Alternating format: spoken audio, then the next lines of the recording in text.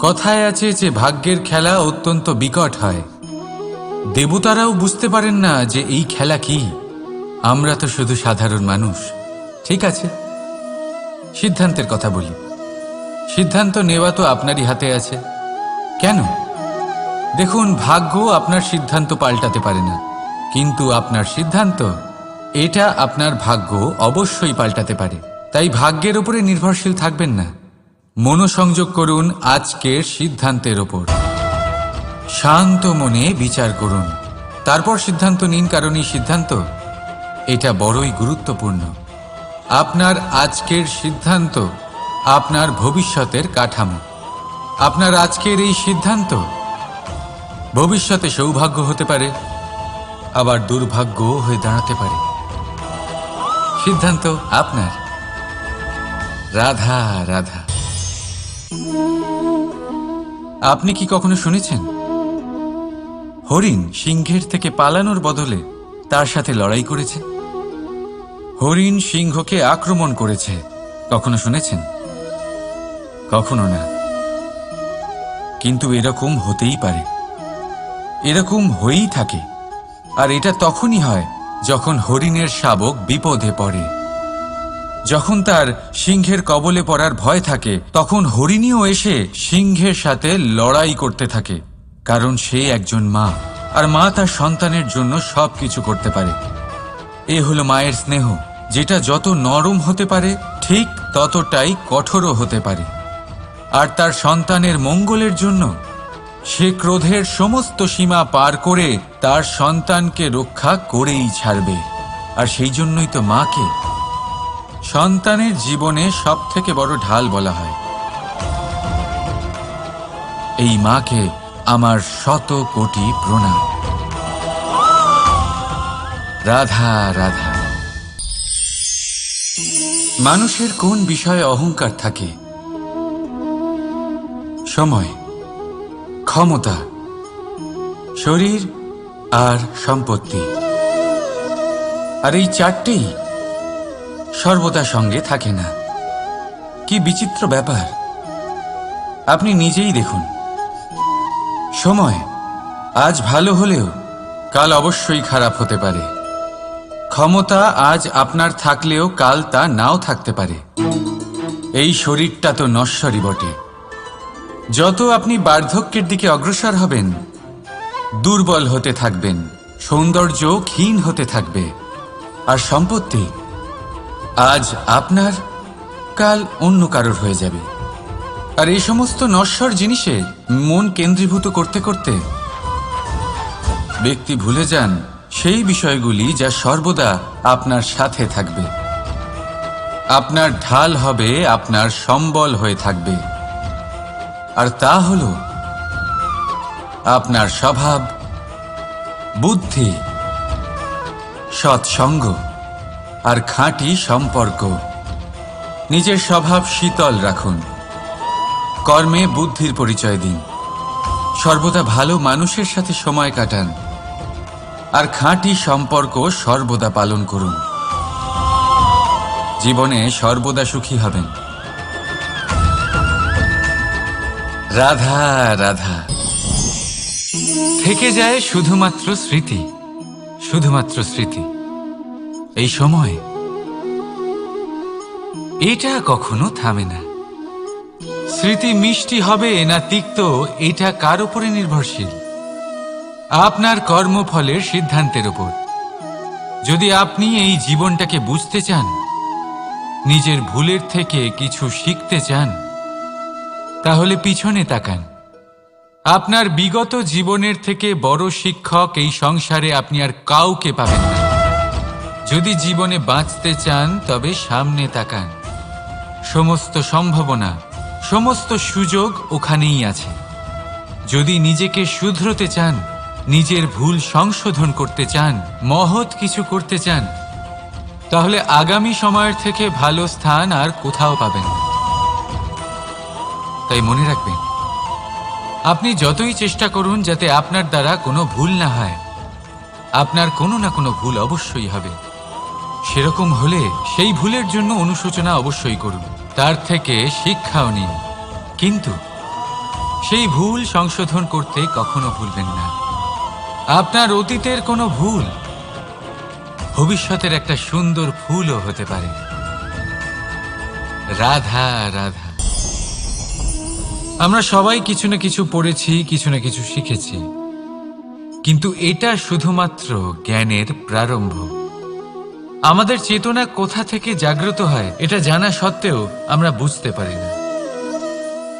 তাহলে আসুন আমরা আরো একবার শিখে নিই জ্ঞানের আকার। ব্যঞ্জন বর্ণ শুরু হয় ক দিয়ে। ক দিয়ে কোকিল, এটা পড়তে পড়তে আমরা শব্দ রচনা করতে শিখি, আর তারপর বাকি সব কিছু। কিন্তু আপনি কি কখনো ভেবে দেখেছেন যে এটা ক দিয়েই কেন শুরু হয়, অন্য কোনো অক্ষর দিয়ে নয় কেন? কারণ এই ক থেকেই উৎপত্তি হয় করুণার। করুণা যা সব থেকে গুরুত্বপূর্ণ অনুভূতি। এই করুণার জন্যই আপনি যে কোনো মানুষ বা যে কোনো জীবের মনের ভাব, তার সমস্যা, তার কষ্ট বুঝতে পারবেন। এই করুণাই প্রেমকে জন্ম দেয়। এই করুণাই আমাদের বিবেককে জাগিয়ে তোলে। তাই ক দিয়ে করুণা যদি আপনি শিখে যান, তাহলে জ্ঞাদে জ্ঞানী হতে অধিক সময় কখনোই লাগবে না। রাধা রাধা। আমাদের কোনো স্থানে পৌঁছতে গেলে একটা মাধ্যমের প্রয়োজন হয়। কিছু মানুষ এই মাধ্যমকে রাস্তা বলে, কেউ পথ বলে, আবার কেউ বলে সরণি। মানুষ নিজের লক্ষ্যে পৌঁছানোর জন্য এই পথেরই খোঁজে থাকে, কিন্তু মানুষ একটা কথা বুঝতে পারে না, যে এই পথে এগোতে গেলে এই পথকে পিছনে ঠেলাও অত্যন্ত প্রয়োজন। যদি এটা করার ক্ষমতা আপনার না থাকে, তাহলে আপনার পথ আপনাকে লক্ষ্যে পৌঁছতে দেবে না। দ্বিতীয় কথা, যদি নিরন্তর চেষ্টা আপনি করতে পারেন, যদি সেই ক্ষমতা আপনার মধ্যে থাকে, তাহলে আপনি যখন চাইবেন, যেখানে চাইবেন, নিজের পথ নিজেই বানাতে পারবেন। রাধা রাধা। মানুষ যখন জন্ম নেয় তখন তার সাথে তার জিহ্বাও জন্ম নেয়। কিছু বছর পরে তার দাঁতও ওঠে, আর বৃদ্ধ অবস্থায় এই দাঁত তার সঙ্গ ছেড়ে চলে যায়, কিন্তু জিহ্বা তখনও সঙ্গ দেয়। কারণ দাঁত কঠোর হয়, কিন্তু জিহ্বা কোমল হয়। ঠিক সেরকমই আপনি আপনার অস্তিত্ব বেশি সময় অবধি অক্ষুণ্ণ রাখতে চাইলে আপনাকে জিহ্বার মতো কোমল আর নমনীয় হতে হবে, যাতে যেমনই পরিস্থিতি আপনার সম্মুখে আসুক, চড়াই আসুক বা উতরাই, দুঃখ আসুক অথবা সুখ, ক্ষতি হোক বা লাভই হোক, আপনার অস্তিত্ব যেন না ক্ষুণ্ণ হয়। কঠোর হওয়ার ফলে আপনার ভেঙে পড়ার সম্ভাবনা অনেক বেড়ে যায়। সমস্যা যেমনই হোক, দুঃখ আসুক অথবা সুখ, কোমলতার সাথে, সাহসের সাথে তার সম্মুখীন হন। রাধা রাধা। আমাদের সব থেকে ভালো লাগে বিজয়, সব থেকে অপ্রিয় হলো পরাজয়। কিন্তু আপনাকে একটা কথা বলে দিই, হার নামক কোনো পরিণাম হয়ই না। যাই পরীক্ষা থাকুক না কেন, হয় সেটা জয়তে পরিবর্তিত হয়, নয় সেটা আমাদের কোনো শিক্ষা দিয়ে যায়। তাই কোনো কিছু নতুন শুরু করার আগে কখনো সংকোচ করবেন না। হয় জয় আপনাকে বিজয়ীর মালা পরাবে, নয়তো এই হার আপনাকে অমূল্য কিছু শিখিয়ে যাবে। রাধা রাধা। মন্থন। আমরা সবাই এটাই জানি যে অমৃত পাওয়ার জন্য সমুদ্র মন্থন করা হয়েছিল, কিন্তু এর পিছনে যে মহান উদ্দেশ্য ছিল তা বেশিরভাগ লোকই বোঝে না। আজ সেই মহান উদ্দেশ্য আমি আপনাদের বুঝিয়ে বলছি। আমাদের জীবনে এই অমৃত লাভ করার জন্য পথপ্রদর্শক হয় মন্থন। তারপরে আমরা করি প্রতিজ্ঞা, তারপর নিই প্রস্তুতি, যেটা দেবতারা আর অসুরেরা একসাথে করেছিলেন। তারপর আমরা করি চেষ্টা, বাসুকীর মুখ থেকে বিশ্বশ্বাস নির্গত হওয়া এটা প্রারম্ভিক বাধা হয়ে দাঁড়িয়েছিল। তবুও আমাদের লক্ষ্য দৃঢ় ছিল। যদিও সমুদ্র মন্থন থেকে হলাহল উঠে এলো, আমরা ভয় পাইনি, আমরা সেটার মোকাবিলা করলাম। ঠিক সেই পথেই যখন আমরা অনেক অমূল্য রত্ন পেলাম, নক্ষত্র পেলাম, সেটার প্রতি আকর্ষিত না হয়ে অমৃত লাভ করার পরেই আমরা শান্ত হলাম। এইভাবে যদি আপনি নিজের জীবনে প্রতিজ্ঞা, প্রস্তুতি, চেষ্টা, দৃঢ় নিশ্চয়, অটল থাকা আর আকর্ষণ থেকে বিরত থাকেন, যদি এইসব গুণ আপনার ভেতরে একত্রিত করে নেন, তাহলে আপনিও আপনার জীবনের অমৃত অবশ্যই লাভ করবেন। রাধা রাধা। নবরাত্রির শুভ সূচনা হয়ে গেছে, আর এই সময় অত্যন্ত শুভ, কারণ এই সময় জগৎ মাতার সাথে জড়িত। মা কত ছোট একটা শব্দ, কিন্তু যদি ভালোভাবে দেখেন তাহলে সমগ্র সংসার এই শব্দের মধ্যে লুকিয়ে। মা যে তার সন্তানের জন্য যথাসম্ভব চেষ্টা করে, সবকিছু করতে প্রস্তুত থাকে। মা যার সব থেকে বড় গুণ অটল থাকা, মনের মধ্যে না কোনো অসৎ উদ্দেশ্য, না কোনো ভেদাভেদ, না কোনো ছল চাতুরি। বড়ই সরল হয় এই মা। সন্তান যদিও বা মিছে মিছে কেঁদে ওঠে, মায়ের মনে হয় সন্তানের হয়তো সত্যিই খিদে পেয়েছে। মা জন্মদাত্রী হোক বা পালিকাই হোক, স্বর্গ, এই স্বর্গ আমরা মায়ের চরণের তলায় খুঁজে পাই। তাই এই মাকে আমাদের শত কোটি প্রণাম। রাধা রাধা। সহনশীলতা মায়ের দ্বিতীয় সব থেকে বড় গুণ। কথায় আছে যে পৃথিবীর থেকে বেশি সহ্য শক্তি আর কারণ নেই। তাকে কর্ষণ করার পরেও পৃথিবী আমাদের ফসল প্রদান করে, কিন্তু মা, এই মা পৃথিবীর থেকে কম কিছু সহনশীল নয়। একবার ভেবে দেখুন, 9 মাস অবধি সন্তানকে নিজের গর্ভে ধারণ করে। এই সহনশীলতা কি কোনো পুরুষ দেখাতে পারবে? এই সহনশীলতা কি কোনো পিতা দেখাতে পারবে? মহিলার মধ্যে যতই শক্তি থাকুক, সহনশীলতার পরিভাষা সে মা হওয়ার পরেই লাভ করে। নিজের অস্তিত্বকে ভুলে গিয়ে সন্তানের অস্তিত্ব তৈরি করে। গর্ভে শিশুর পদাঘাত খেয়েও আনন্দের সাথে তাকে দুধ খাওয়ায়। এই হলো মা। আর এই মা জননীকে আমাদের শত কোটি প্রণাম। রাধা রাধা। মায়ের আরেকটা সব থেকে মহান গুণ পরিস্থিতির সাথে নিজেকে মানিয়ে নেওয়ার অদ্ভুত শক্তি। যেভাবে একজন মা নিজেকে মানিয়ে নিতে পারেন, আর কেউ তা পারে না। মা একটা বিশাল নদীর মতো, যার গতিবেগ অপরিসীম, কিন্তু অহংকার একটুও নেই। যেভাবে একটা নদী পথের অনুকূলে প্রবাহিত হয়, সেভাবে একজন মা নিজের সন্তানের স্নেহে ঢলে পড়ে, পরিস্থিতি যাই হোক না কেন। সন্তানের ঘুমানোর সময়ের সাথে নিজের ঘুমানো, সন্তানের জাগার সময়ের সাথে নিজের জেগে ওঠা, সন্তানের পছন্দ মতো খাবার সে নিজের পছন্দের খাবার বানিয়ে নেয়। এটা মায়ের আঁচলই বটে, যা রোদে ছায়া হয়ে আসে, যা শীতে কম্বলের কাজ করে। মা মা এমন হয় যে সন্তানের যাতে ঘুম না ভাঙে, সেই জন্য সে এক পাশ হয়ে ঘুমানোর অভ্যেস করে নেয়। আর পরিস্থিতির সাথে শুধুমাত্র সেই মানিয়ে নিতে পারে যে সন্তানকে প্রকৃত ভালোবাসে। এই মাকে আমার শত কোটি প্রণাম। রাধা রাধা। মায়ের আরো দুটো মহান গুণ, সাহস আর সম্বল। সাহস এটা যে সে তার সন্তানের জন্য সব কিছু করতে পারে, আর সম্বল যে সে তার সন্তানকে কখনো ভেঙে পড়তে দেবে না। একবার ভেবে দেখুন, যখনই আপনি আহত হন, চিৎকারের আগে মায়ের নাম কেন আসে?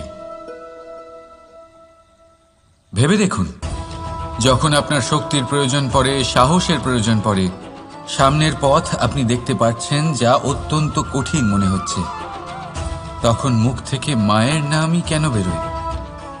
কারণ মা আমাদের সাহস যোগায়, মাই আমাদের ভরসাও যোগায়। মা জানেন কি করে আমাদের আঙুল ধরে আমাদের হাঁটতে শেখাতে হবে। মা এটাও জানে যে কিভাবে কান ধরে আমাদের সঠিক পথে নিয়ে আসতে হবে। এই রকম সাহসী মায়েদের আমার শত কোটি প্রণাম। রাধা রাধা। করুণা, করুণা সেই অনুভূতি যার থেকে এই সংসারের সমস্ত অনুভূতির জন্ম হয়। আর এই সমগ্র সংসার মায়ের থেকে জন্ম নেয়। মাই সেই ব্যক্তি যিনি করুণার সাগর। সন্তানকে দেখেই উনি বুঝে যান যে তার বিড়ম্বনা কিসের, তার কিসের প্রয়োজন। সন্তানের চোখে যদি উনি জল দেখেন, সেটা দেখেই উনি বুঝে যান যে সন্তানের শরীরের কোন অংশে সে আঘাত পেয়েছে। সন্তানের কিছু না বলা সত্ত্বেও মা বুঝে যান যে আজ আহারে সন্তান কি খেতে চায়। ইনি হলেন মা। মা করুণার সবথেকে বড় রূপ। আর আজকের যুগে মানুষেরা জীবনে একটু এগিয়ে গেলেই মাকে পেছনেই ফেলে আসে, মাকে ভুলেই যায় তারা। এই ভুল আপনি কখনোই করবেন না, কখনোই করবেন না। কারণ মা সেই করুণা যে আপনার জীবন থেকে চলে গেলে তারপরে আপনি জীবন অবশ্যই যাপন করবেন, কিন্তু কখনোই জীবন বাঁচতে পারবেন না। তারপরে আপনার জীবন থেকে আপনার এই মূল্যায়ন, আপনার জীবন থেকে করুণার এই অনুভূতি, সেটাও আপনি হারিয়ে ফেলবেন। আপনার মা সব থেকে গুরুত্বপূর্ণ। যদি মাকে হারিয়ে ফেলেন তাহলে বুঝবেন সব হারিয়ে ফেলেছেন। তাই মাকে সর্বদাই মনে রাখবেন, সর্বদাই তাকে ভালোবাসুন। আর আমার সাথে বলুন, রাধা রাধা। এই ছোট কাঠের ডাল দেখতে পাচ্ছেন আপনি? একটা বৃক্ষ থেকে এরম হাজার হাজার ডাল পাবেন, যা দিয়ে আপনি আগুন জ্বালাতে পারবেন, যা নিজে জ্বলে আমাদের ভোজন বানাতে সাহায্য করে থাকে, যা নিজে জ্বলে অন্ধকারে আমাদের আলোকিত করে। যদি এটাই অন্যভাবে দেখা যায়, তাহলে এমনই এক ছোট্ট ডালের টুকরো একটা ছোট্ট ফুলকিতেই নিজের সাথে হাজার হাজার বৃক্ষ জ্বালিয়ে দিতে পারে।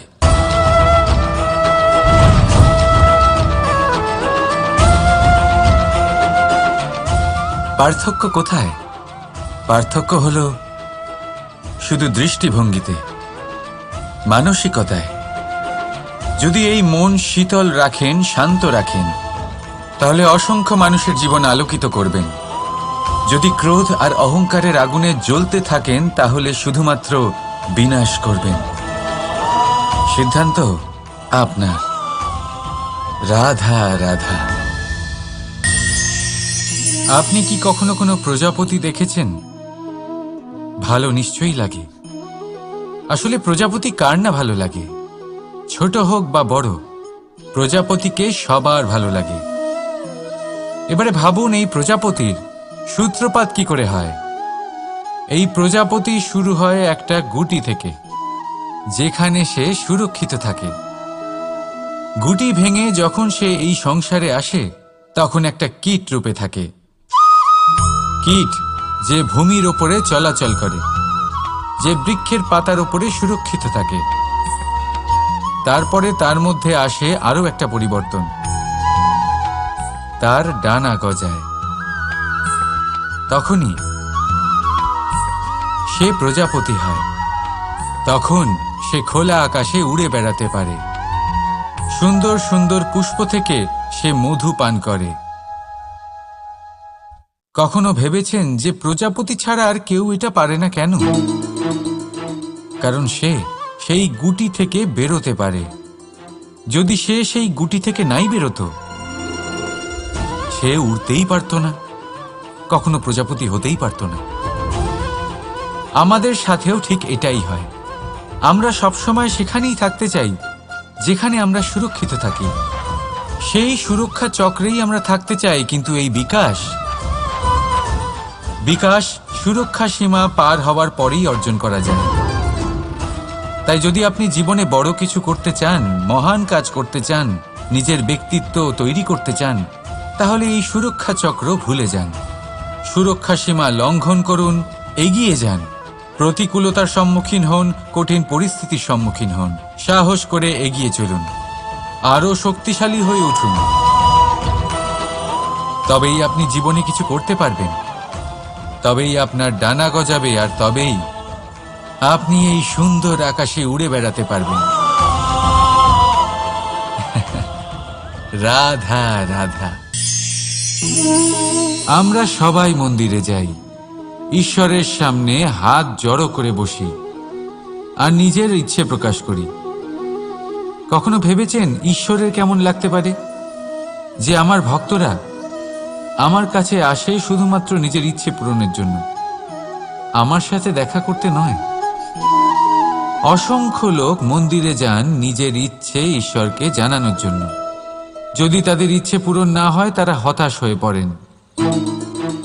এবার থেকে যখনই আপনি মন্দিরে যাবেন, ঈশ্বরের সামনে বসবেন, হাত জড়ো করবেন আর বলবেন, ধন্যবাদ, ধন্যবাদ ঈশ্বর যে আপনি আমাকে যা দিয়েছেন তাতেই আমি খুশি। শুধু আমাকে পথ দেখাবেন যে কিভাবে আমি নিজের কর্মের দ্বারা, শুধু আমার কর্মের দ্বারা সেই সব পেতে পারি যা আমি চাই। ঈশ্বরের থেকে শুধু চাইতে গেলে তাহলে ঈশ্বরের কাছে নিজেকে অনেক ছোট মনে হবে।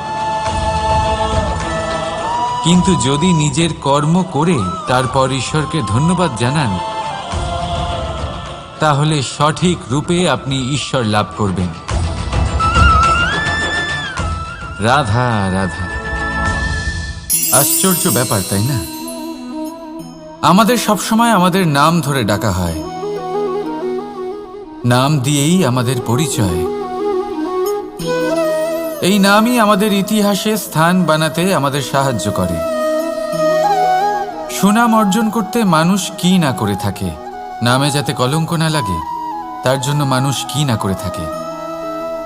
জীবনে আপনি যা পেয়েছেন, অর্থ, সম্পত্তি, সুখ, এই সব কিছুই নামের কাছে মূল্যহীন। নাম সর্বদা উচ্চ স্থানে থাকে। এই নামকরণের অনুষ্ঠান আমাদের কাছে অত্যন্ত গুরুত্বপূর্ণ। এবারে আপনার কি মনে হয় আমি কোন নামের কথা বলছি? সেই নাম যা আমরা জন্ম থেকে পেয়েছি? না, আমি সেই নামের কথা বলছি যা আমরা নিজের কর্ম দ্বারা অর্জন করেছি। যা জন্মের সময় পেয়েছি তা মৃত্যুর সাথে চলে যাবে, কিন্তু যে নাম কর্মের দ্বারা অর্জন করেছি সেটা আমাদের অমর করবে। মাতা পিতা আমাদের জন্ম দেয়, জন্মের সাথে সম্পর্ক দেয়, সমাজ থেকে পাই বন্ধু, প্রকৃতি থেকে পাই খাদ্য। যদি এমন কিছু থাকে যা আমরা নিজের যোগ্যতায় পাই, তা হলো আমাদের কর্মের ফল, সেই নাম যা আমরা আমাদের কর্মের দ্বারা অর্জন করেছি। তাই সর্বদা ভালো কর্ম করুন আর আমার সাথে ভালোবেসে বলুন, রাধা রাধা। মানুষ বড়ই বিচিত্র প্রাণী, সব সময় লড়াই করতে থাকে, সব সময় চেষ্টা করে যাতে সেই শ্রেষ্ঠ হয়, চেষ্টা করে যাতে তার সামনে সবার মাথা নত হয়। তাই সবার আগে শক্তি অর্জন করার চেষ্টা করে। সে শক্তি অর্জন করেও নেয় আর তারপর ভয় দেখিয়ে সবাইকে নিজের সামনে নত করে। কিন্তু একটা গুরুত্বপূর্ণ কথা ভুলে যায়, বুঝতেই পারে না। দেখুন, আমি আপনাকে একটা উদাহরণ দিই। আপনি নিশ্চয়ই বৃক্ষ এবং তার ডালপালা দেখেছেন, যা ফলের ভারে নিচু হয়ে যায়। ফল পড়ে গেলে আবার সে উঠে যায়, তারপর আরও একটা ফল হয়, সেটাও পড়ে গেলে আবার উঠে যায়। সর্বদা নত থাকে না। কখনো হাঁটতে গিয়ে আপনি নিশ্চয়ই দেখে থাকবেন যে আপনার পা কোনো ফুলের ওপরে পড়লে তা নত হয়ে যায়, কিন্তু যেই আপনি পা সরাবেন সেই ফুল আবার উঠে দাঁড়ায়। একটা অত্যন্ত গুরুত্বপূর্ণ কথা মনে রাখবেন, যে শির ভয়ভীত হয়ে আপনার সামনে নত হয় সেই শিরই বিরোধিতা করতে সবার আগে দাঁড়াবে। আপনি জিতে নিন, সবাইকে জিতে নিন, কিন্তু ক্ষমতার দ্বারা নয়। তাদের জিতুন প্রেমের সাহায্যে। রাধা রাধা। ঈশ্বর লতাপাতাকে দাঁড়িয়ে থাকার শক্তি দেননি, ঈশ্বর এই শক্তি দিয়েছেন বৃক্ষকে। এই লতাপাতা বৃক্ষের সাহায্যে দাঁড়িয়ে থাকে, তাতেই বিকশিত হয়। এবার এই লতাপাতা দুই ধরনের হয়। প্রথম সে যে এই বৃক্ষতে বিকশিত হয়, ফুল ফুটিয়ে তোলে, নিজেকেও সুন্দর বানায়, বৃক্ষকেও সুন্দর বানিয়ে তোলে। দ্বিতীয় সে যে বৃক্ষকে পুরোপুরি শুকিয়ে দেয়, তার প্রাণ শক্তি তার থেকে কেড়ে নেয়, আর শেষে নিজেও ধ্বংস হয়ে যায়। তাই মনে রাখবেন, যে ব্যক্তি সবসময় আপনার সাথে থাকে, সবসময় আপনার সম্বল হয়ে থাকে, সবসময় সে আপনাকে সাহায্য করে, আর যদি আপনি তার সাথে ছলনা করেন, আপনার অন্ত নিশ্চিত। এরকম কখনো করবেন না। সেই ব্যক্তিকে ভালোবাসা দিন, সম্মান দিন, আর আমার সাথে প্রসন্ন হয়ে বলুন, রাধা রাধা। কখনো আপনি কোনো কুমোরকে দেখেছেন যারা মাটির পাত্র বানায়? প্রথমে সে ভিজে মাটি মাখে, তারপর তাকে গড়ে, তারপর তাকে চাকায় দিয়ে সঠিক আকার দেয়। যদি আকার ঠিক না হয় তা তক্ষুনি ঠিক করে দেয়, কারণ সে এটা জানে যে একবার এটা আগুনের তাপে দিয়ে দিলে, একবার এটা শুকিয়ে গেলে তারপরে এর আকার কখনোই বদলানো যায় না। এখানে লুকিয়ে আছে একটা শিক্ষা, সমস্ত মাতা পিতার জন্য একটা শিক্ষা। মাতা পিতাও তো এরকমই হন। তাদের নিজেদের সন্তানকে সঠিক সময় মতো শ্রেষ্ঠ শিক্ষা দেওয়া উচিত। মাতা পিতা যেন কখনো তাদের বিধাতা না হতে চান, কিন্তু প্রতিটা মুহূর্তে সবসময় চেষ্টা করুন তাদের সঠিক পথ দেখানোর। কখনো কোমলতা দিয়ে, কখনো ভালোবাসা দিয়ে, আর কখনো কঠোর হয়ে। তার জীবনকে, তার ব্যক্তিত্বকে আকার দেওয়ার চেষ্টা করুন। কারণ যেমন মাটি একবার শুকিয়ে গেলে তারপর সেই পাত্রের আকার বদলানো যায় না, ঠিক সেইভাবেই আয়ুর বৃদ্ধির সাথে সন্তানের শিক্ষা কখনোই বদলানো যায় না। তা মনে রাখবেন। রাধা রাধা। আসুন এই ছোট্ট গাছটা দেখুন। এই গাছ আমার কাছে অত্যন্ত প্রিয়। আমি এই গাছটাকে ভীষণ ভালোবাসি। এবার ভাবুন, এই ভালোবাসায় আমি ওকে দিনে যদি 6 বার জল দিই, তাহলে কি ওর বিকাশ ঠিক করে হবে? এটা কি ওর জন্য ভালো হবে? কখনোই নয়। এর শিকড় পচে যাবে, এর শিকড়ের জল গ্রহণ করার ক্ষমতা শেষ হয়ে যাবে। তাহলে কি করা দরকার? দরকার হলো একে সঠিক মাত্রায় জল দেওয়া। দরকার হলো সঠিক সময় অন্তর তাকে জল দেওয়া। দরকার হলো একে সূর্যের তাপও সহ্য করতে হবে। দরকার হলো প্রতিটা কাজ যেন পরিমাণ মতো হয়। এবারে এই ভুল বেশিরভাগ মাতা পিতাই করে ফেলেন। নিজের সন্তানকে এতটাই ভালোবেসে ফেলেন, আর তাতে সন্তানের প্রতিটা ইচ্ছে পূরণ করেন। তারা প্রত্যেকটা জিনিস তাদের দেন, প্রতিবার তাই করেন। আর এইভাবে সন্তানের বিকাশে নিজেই বাধা হয়ে ওঠেন। এরকম করবেন না। এই যাত্রা আপনার সন্তানের। এই যাত্রায় আপনার সন্তানকে অনেক কিছু শিখতে হবে। নিজের ক্ষমতায় কাজ করতে হবে, তাদের করতে দিন। একটা অত্যন্ত গুরুত্বপূর্ণ কথা বলবো আপনাদের, তা আপনারা মনে রাখবেন। প্রেম আর শত্রুতা অধিক হয় তাহলে তা ক্ষতিকর। প্রতিটা বিষয়ে সমতা বজায় রাখুন। আর আমার সাথে ভালোবেসে বলুন, রাধা রাধা।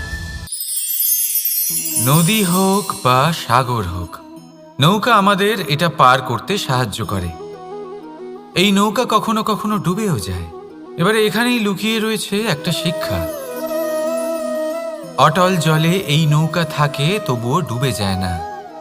এটা তখন ডুবে যায় যখন সেই জল নৌকায় প্রবেশ করতে থাকে। যখন জলের স্তর আস্তে আস্তে নৌকায় বেড়ে যায়, তখন নৌকা ডুবে যায়। এবার এটা আমাদের সাথেও হয়। বাইরের সমস্ত সমস্যা, সমস্ত বিপদ, সমস্ত সংকট, সমস্ত দুঃখ, এই সব আমাদের ততক্ষণ ভাঙতে পারে না যতক্ষণ না আমরা এদের আমাদের অন্তরে প্রবেশ করতে দিই। একবার এরা প্রবেশ করে গেলে আমরা ভেঙে গুঁড়িয়ে যাব, ডুবে যাব। এই মনে আগেই প্রেম আর বিশ্বাস ভরে ফেলুন। জীবনে যত বড় বিপদই আসুক না কেন, আপনাকে কখনো ভাঙতে পারবে না। রাধা রাধা।